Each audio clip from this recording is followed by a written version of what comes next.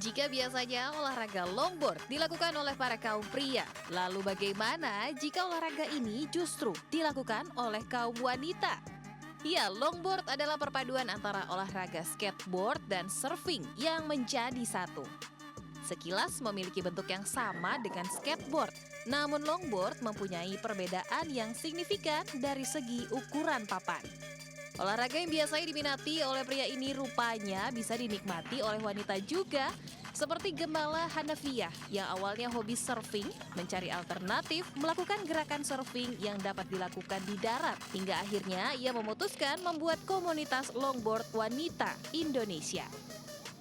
Itu tuh emang lebih apa ya, kalau aku bilang sih lebih berbahaya ya. Karena kalau udah speed terus jatuh tuh lumayan gitu. Mesti belajar slide segala macam gitu kan. Nah pas pindah ke surf skate itu emang lebih mirip lagi sama surfing. Karena gerakannya tuh kayak di air gitu. Tak mudah dalam bermain longboard layaknya bermain papan seluncur beroda 4. Diperlukan keseimbangan untuk bisa berhasil berdiri di atas papan yang sedang berseluncur. Longboard secara khusus dirancang untuk meluncur dengan kecepatan tinggi dan jarak jauh. Oleh sebab itu, penggunaan perlengkapan pengaman sangat diperlukan saat mencoba olahraga ini. Dari Jakarta, Ayu Pratiwi, Sadu Santo, iNews melaporkan.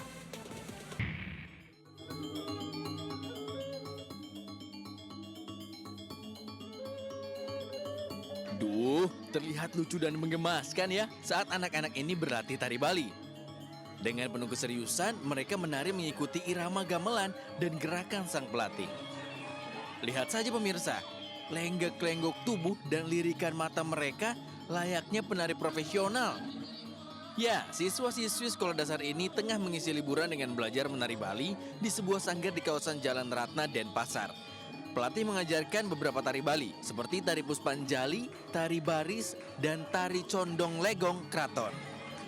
Meski cukup melelahkan, anak-anak ini tetap bersemangat menggerakkan tubuh dengan lemah gemulai. Nari kenapa? Soalnya lebih senang nari. Susah nggak narinya? Susah. Susahnya apa? Tapi kalau udah lama itu nggak gini susah ya. Pada hari biasa, latihan menari di sanggar ini dilakukan 2 kali dalam sepekan dan diperbanyak 4 kali pertemuan selama libur sekolah.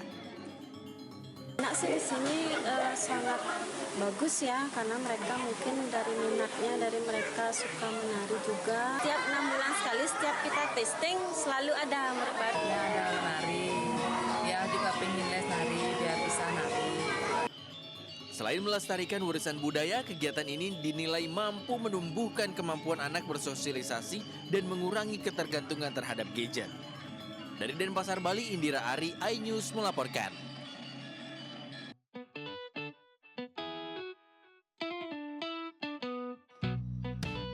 Salah satu rumah elit yang berada di kawasan Kembangan, Jakarta Barat, kini viral lantaran disulap menjadi sebuah rumah makan dengan nuansa berada di rumah nenek. Kali ini kami memilih menu yang sangat sulit dijumpai, terutama di daerah Jakarta, yakni nasi Madura. Nasi rames khas Madura memadukan antara beragam lauk pauk, ditambah dengan minuman es beras kencur, menjadi salah satu daya tarik di sini.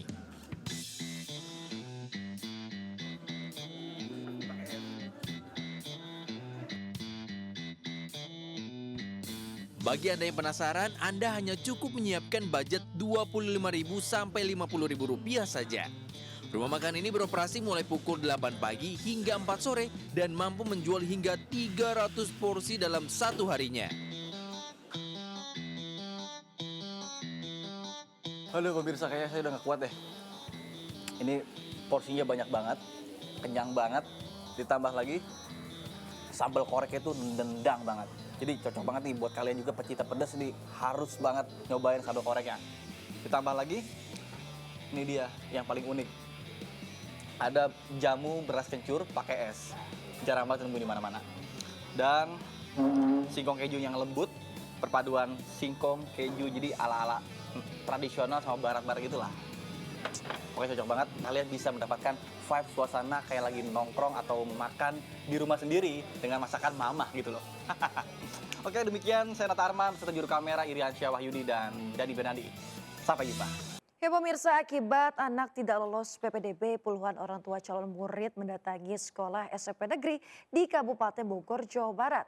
Padahal mereka mengaku sudah menyetor sejumlah uang kepada salah satu oknum pegawai sekolah tersebut. Dari pihak oknum di sini, ya urusan dia. Karena apa? Karena ada uang yang masuk kan?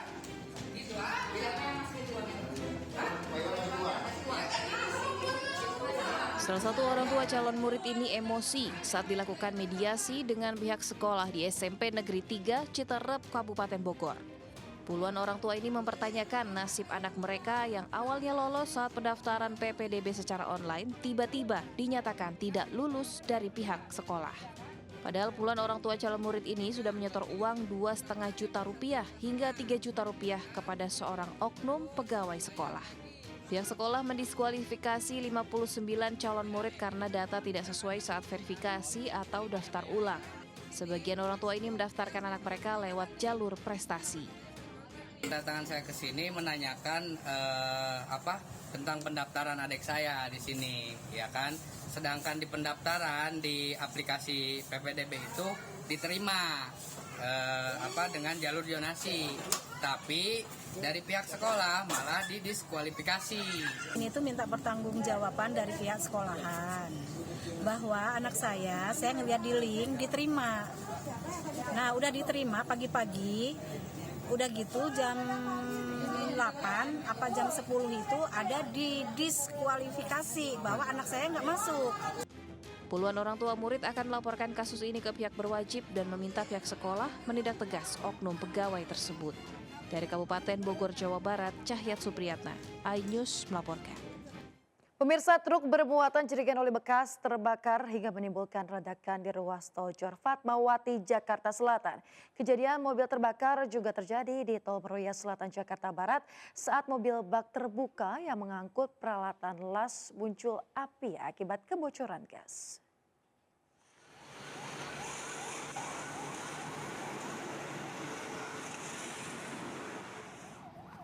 Kobaran api melalap truk yang tengah membawa jerigen oli bekas di ruas tol Jor Fatmawati, Jakarta Selatan dari arah Pondok Indah menuju Ragunan. Petugas pemadam kebakaran dengan 5 unit dan 19 personil langsung dikerahkan ke lokasi. Banyaknya bahan yang mudah terbakar di dalam truk membuat api cepat membesar dan sempat menimbulkan beberapa kali ledakan. Awalnya meledak dulu pertama kali, terus soalnya membesar. Terus lama banget pemadam kebakarannya datang 4 kali meledak. 4 kali meledak ya? Berarti pas kakak lihat awal itu udah ada apinya belum kak? Udah gede banget, udah jatuh-jatuh apinya. Kejadian mobil terbakar juga terjadi di ruas tol Meruya Selatan, Kembangan, Jakarta Barat. Peristiwa terjadi saat mobil bak terbuka yang mengangkut peralatan las tengah menangani mobil truk pengangkut tanah yang mogok akibat patah as roda belakang. Namun pada saat proses pemotongan dan menyalakan mesin tabung gas, tiba-tiba keluar percikan api dan dengan cepat menjalar ke mobil tersebut. Tidak ada korban luka maupun jiwa dalam peristiwa kebakaran ini, namun kerugian ditaksir mencapai puluhan juta rupiah. Dari Jakarta, Rio Manik dan Rizky Falupi, iNews melaporkan. Kita ke informasi berikutnya, pemirsa. Seorang pria Parubaya pengendara mobil minibus terlibat keributan dengan pengendara mobil lainnya. Padahal pria yang mengaku pengacara dan juga anggota ormas tersebut melintas melawan arah di jalan desa di Kabupaten Semarang, Jawa Tengah.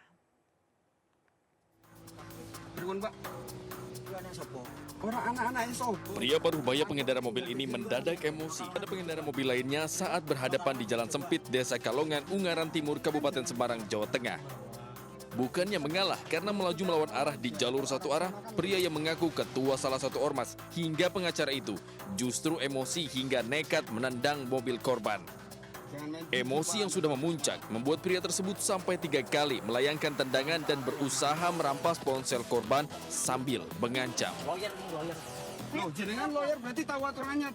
Beruntung keributan mereda setelah dilerai warga sekitar. Lantaran videonya viral di media sosial, pengurus pemuda Pancasila Kabupaten Semarang langsung menggelar klarifikasi. Pria bernama Wisnu itu ternyata bukan ketua, melainkan hanyalah anggota pemuda Pancasila. Pengurus Pemuda Pancasila juga meminta maaf kepada korban atas insiden ini. Kami atau saya sebagai Ketua Pemuda Pancasila meminta maaf atas insiden tadi siang antara Mas Wisnu dan saudara Michael. Jangan salah paham, dan kami mohon maaf sebesar-besarnya, apalagi dengan viralnya permasalahan ini. Mas Wisnu dengan tidak sadar mengatasnamakan Ketua Pemuda Pancasila. Itu memang bukan Ketua Pemuda Pancasila, cuman pengurus Pemuda Pancasila. Dimediasi oleh kepala desa setempat, kedua belah pihak akhirnya sepakat berdamai dengan tidak melanjutkan kasus itu ke polisi. Dari Kabupaten Semarang, Jawa Tengah, Lurisa Lulu, iNews melaporkan. Pemirsa, terbakar cemburu seorang suami di Kabupaten Mamuju Tengah, Sulawesi Barat tega menyiram air keras kepada istrinya sendiri. Korban yang mengalami luka parah harus menjalani perawatan intensif di rumah sakit. Seorang wanita berusia 22 tahun warga desa Babana, Kabupaten Mamuju Tengah menjadi korban KDRT setelah disiram air keras oleh suaminya sendiri. Akibat dari perbuatan pelaku, wajah dan tubuh korban alami luka bakar serius. Selain itu, kedua mata korban juga alami gangguan penglihatan akibat luka bakar yang dialaminya. Pelaku yang merupakan suami korban tega melakukan tindakan tersebut akibat terbakar api cemburu. Setelah melakukan penyiraman, pelaku kemudian kabur membawa anaknya. Beruntung, polisi berhasil menangkap dan saat ini pelaku menjalani pemeriksaan lebih lanjut di Mapolres Mamuju Tengah. Untuk saat ini terhadap motif yang sudah diketahui adalah karena cemburu. Ya, untuk lebih jelasnya lagi nanti akan disampaikan oleh Pak Kasat Reskrim. Untuk pengembangan motif yang lain masih dalam pemeriksaan. Persangkaan pasalnya kita kenakan di pasal KDRT karena antara korban dan pelaku masih memiliki hubungan suami istri. Dari Mamuju Tengah, Sulawesi Barat, Wahid, iNews melaporkan. Pemirsa, seorang pengemudi ojek online di Bekasi, Jawa Barat dianiaya penagih utang atau debt collector. Dalam rekaman video yang viral di media sosial, pelaku menendang korban lantaran terlambat membayar cicilan sepeda motor.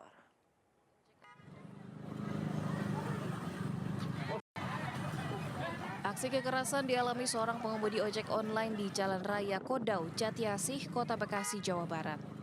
Dalam video yang viral, nampak pengemudi ojol tiba-tiba didatangi seorang pria dan langsung ditendang di bagian wajah. Selanjutnya, debt collector dan pengemudi ojol terlibat adu mulut dan nyaris adu jotos. Beruntung warga sekitar langsung melerai keributan dan kedua penagih utang kabur meninggalkan lokasi. Menurut saksi mata, sebelum kejadian pengemudi ojol sempat terlibat cekcok dengan dua orang yang menagih pembayaran motor. Pelaku menganiaya korban setelah pengemudi ojol meminta surat kuasa dari leasing. Baru ribut mulut soal tagihan yang nggak dibayar. Lama. Sekitar 5 menitan itu ribut mulut itu. Tagihannya nggak dibayar. Bayar nih motor nggak dibayar. Bang ojeknya itu minta dia surat kuasa. Oh, surat kuasa. Itu surat tugas. Nggak ada tuh dari debt collector-nya nggak ada. Ribut lah mereka. Pengemudi ojol belum melaporkan kasus kekerasan ini ke pihak kepolisian. Namun warga berharap pihak kepolisian menindak tegas para debt collector lantaran cukup meresahkan warga. Dari Bekasi, Jawa Barat, Rahmat Hidayat, iNews melaporkan. Pemirsa, 500 pebalap sepeda mengikuti Lomba Sudirman Loop yang diadakan Polri sebagai rangkaian acara HUT 78 Bayangkara. Dan berikut laporan Ayu Pratiwi bersama juru kamera M. Hoirudin dari kawasan Sudirman, Jakarta. Ya pemirsa, Kepolisian Republik Indonesia menggelar acara Sudirman Loop yang diselenggarakan tepat di ruas Jalan Bundaran HI hingga Bundaran Senayan. Diikuti oleh sebanyak 500 pembalap sepeda yang terdiri dari masyarakat umum, kemudian atlet dan juga anggota TNI Polri untuk memperebutkan hadiah ratusan juta rupiah. Dan selama pertandingan berlangsung sejak pagi hari, sangat sengit, para pembalap-pembalap terus mengayuh sepedanya dengan sangat semangat tentu saja, dan meskipun ini diadakan di tepat di kawasan Sudirman, tentu saja ada penutupan jalan mulai dari jam 6 pagi hingga jam 11 siang nanti tentunya. Dan kita akan mengetahui bagaimana antusias dari para pembalap sendiri. Sudah bersama saya di sini ada Karina. Halo, selamat pagi Karina. Selamat pagi. Oke Kak, tadi aku lihat Kakak bertanding nih. Kalau boleh tahu itu kategori apa Kak? Kategori Women TNI Polri Open.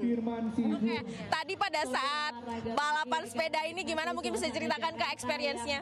Wah, luar biasa, seru sekali. Terus semuanya sangat sportif. Tadi juga ada yang sampai jatuh, tapi harus fokus supaya bisa juara. Oke, terima kasih Karina. Silahkan kembali melanjutkan aktivitasnya. Dari Jakarta, Ayu Pratiwi, Muhammad Korin Ayus melaporkan. Bagi Anda pemirsa yang hobi berpetualang, kami akan mengajak Anda ke Lumajang, Jawa Timur deh untuk menjajal serunya mengarungi jeram di lereng Gunung Semeru. Melewati arus sungai yang cukup deras di antara bebatuan, dijamin akan memicu adrenalin.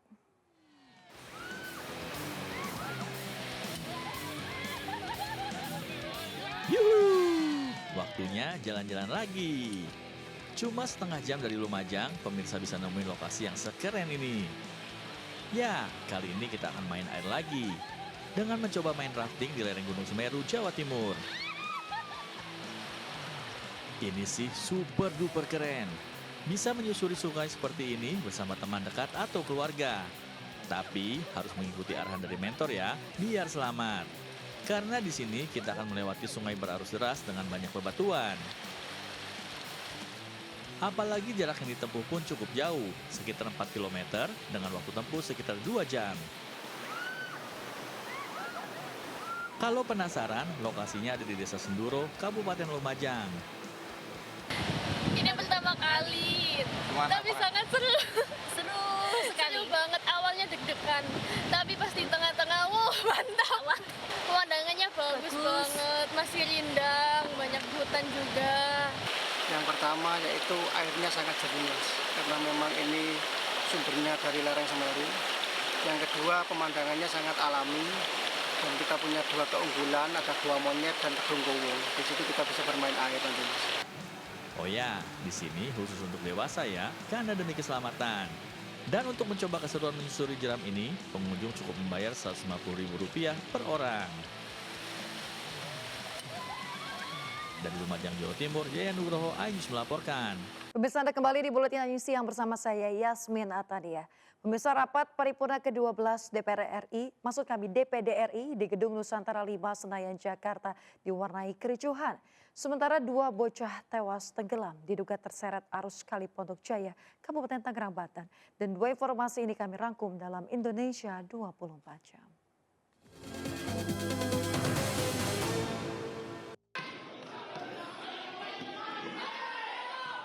Kericuhan terjadi saat rapat paripurna ke-12 DPD RI masa sidang 5 tahun 2023-2024. Kejadian dipicu sejumlah interupsi yang tidak digubris Ketua DPD Lanyala Mataliti saat menyampaikan draft tata tertib dan laporan hasil kerja pimpinan DPD RI. Sejumlah petugas pengamanan membentuk barikade dan pimpinan menunda sidang selama 10 hingga 15 menit untuk meredakan suasana. Seorang warga mengevakuasi bocah berusia 10 tahun yang tenggelam di aliran Kali Pondok Jaya, Kecamatan Sepatan, Kabupaten Tangerang. Sementara 1 korban tewas lainnya ditemukan tersangkut di gorong-gorong pada radius 100 meter dari titik awal dinyatakan tenggelam. Diduga 2 pelajar sekolah dasar ini tenggelam usai terseret arus Kali Pondok Jaya. Gunung Lewotobi laki-laki di Flores Timur kembali erupsi dengan ketinggian abu vulkanik mencapai 1000 meter di atas puncak. Kali ini, erupsi Gunung Lewotobi disertai hujan pasir dan gemuruh abu vulkanik yang mengarah ke barat daya. Pasca erupsi, masyarakat dan wisatawan dihimbau tidak beraktivitas pada radius 3 km karena Gunung Lewotobi berstatus siaga 1 level 3. Pemirsa, pameran Doraemon terbesar digelar di Hong Kong dalam rangka memperingati hari ulang tahun ke-90 Fujiko F. Fujio mendiang pencipta Doraemon. Dengan menampilkan 135 model unik Doraemon, pengunjung bisa bernostalgia, bermain dan juga berfoto bersama.